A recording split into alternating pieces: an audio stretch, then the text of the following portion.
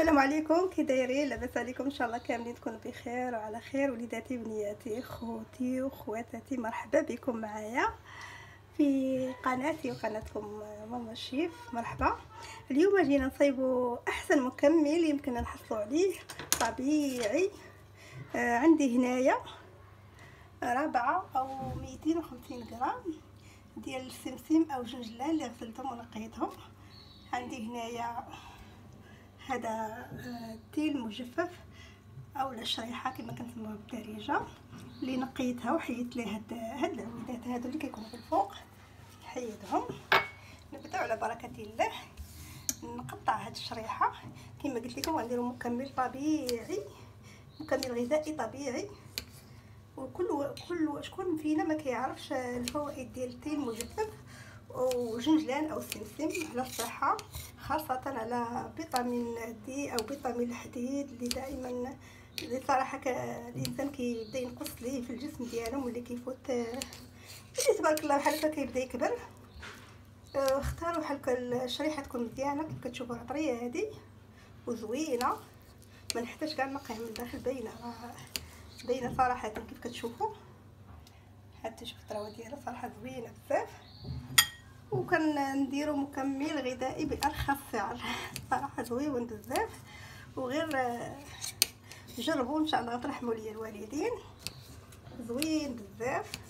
كما قلت لكم فيتامين دي او فيتامين الكالسيوم راه كيبداو ينقصوا في الجسم ملي بدا الانسان كيتقدم في العمر، او بعد الدراري الصغار اللي عندهم فقر الدم او هذا، صراحه مزيان بزاف. ايوا انا غادي نصايب معكم هذا المكمل اللي هو زوين. تقدروا تزيدوا الزعتر، تقدروا تزيدوا ظريفات ديال الثومه، تقدروا تزيدوا مع اي حاجه. او انا غادي ندير غير الحبه السوداء او الشانوج شويه، وانتم لكم الاختيار، تقدروا تزيدوا اي حاجه كتبغوها. كما قلت لكم هذا راه يقدروا ياكلوا الكبار والصغار ماشي مشكل، راه غير مكمل غذائي طبيعي نقدروا نتناولوه حتى لنزلة البرد اللي حاليا هي هالكا عباد الله بزاف في هاد الوقيته هادي.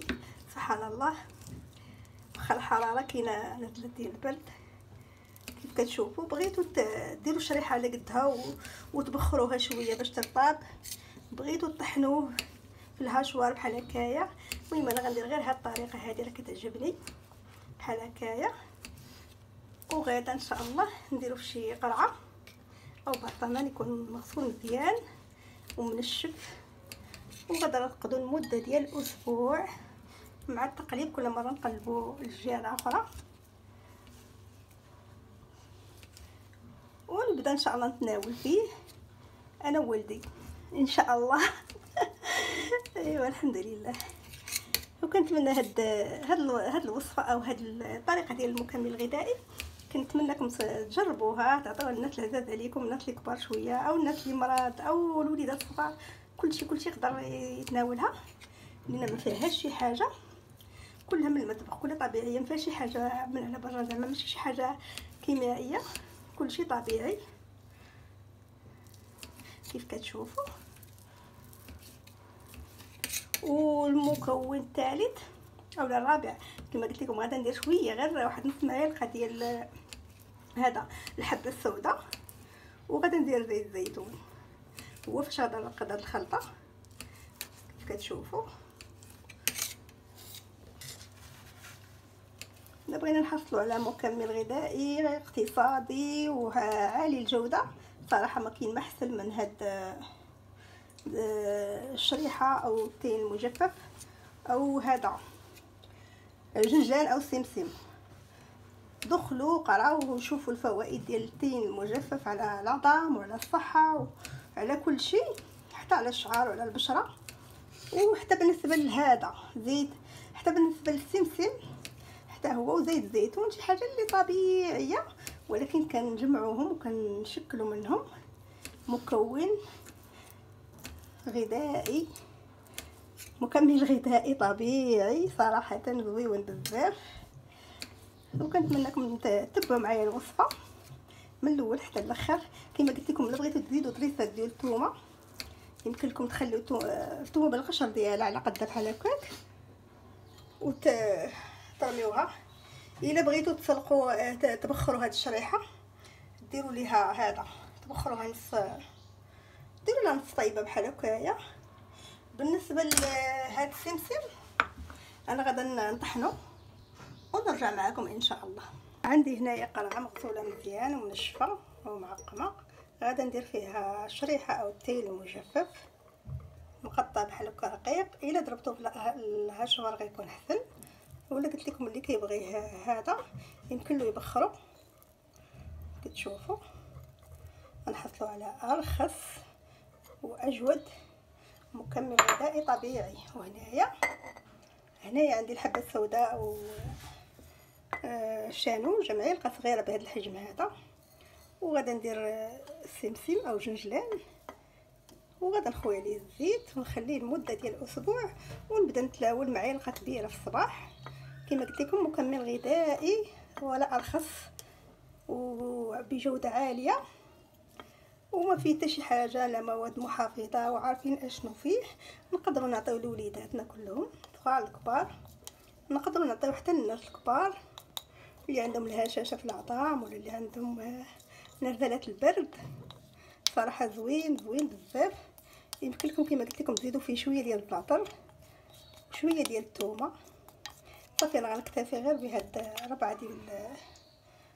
ربعه ديال المواد كما قلت لكم: التين مجفف او الشريحه، السمسم، الحبه السوداء وزيت زيتون.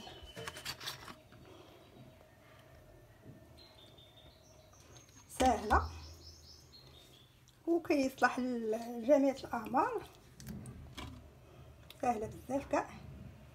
نعمر عليه القرعه مزيان بالزيت حتى نخليه الزيت طالع الفوق، وبقات ملي غتوليو تجبدوه غتحركوا بحال هكا مزيان وتهزوا معلقه بالزيت ديالها بكلشي اللي اخضر. كيف كتشوفوا غندير معلقه كبيره نخلط بها، خلي صغيره.